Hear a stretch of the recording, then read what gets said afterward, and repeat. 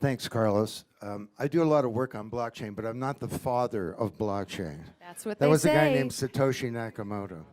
Or if I'm the father, I'd like to know who the mother was. But anyway, who here would say they're quite knowledgeable about blockchain? Put up your hands. All right.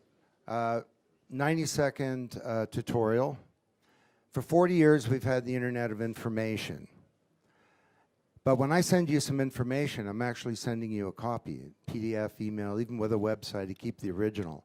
That works great for information, but it doesn't work well for value, like money or securities or the data in our identities or intellectual property or carbon credits or cultural assets like art or music or votes. Copying those is a bad idea.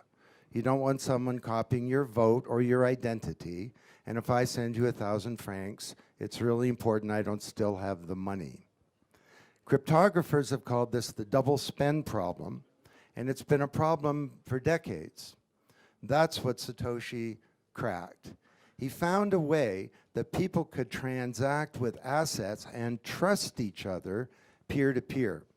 And trust is not achieved by an intermediary like a bank, a government, a credit card company, a stock market, or a social media company. It's achieved by cryptography and collaboration and some clever code, which is why we call it the trust protocol.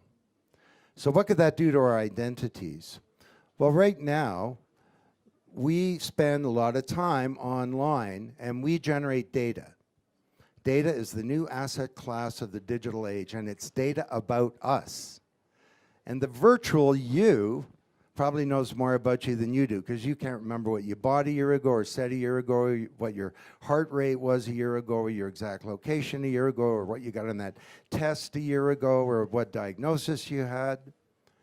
The trouble is the virtual you, your identity, is not owned by you. It's owned by these other big intermediaries. And that means you can't use the data to plan your life. You can't monetize it, and it's creating these wealthiest companies ever as they capture the new asset class. And it means that your privacy is undermined. And someone said to me recently, well, Don, privacy's dead. Get over it. I find that a foolish perspective, because to me, privacy is a foundation of freedom. And we need to get our identities back so that we can manage them responsibly. So that's where blockchain comes in.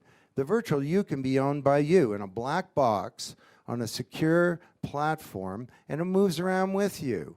It's collecting your health data, it's collecting your location data. It's also sweeping up all this transactional exhaust that you leave everywhere, and you can use that data to have your own identity. This is one of the historic challenges of our time, because if you don't have an identity you own, the implications of that are very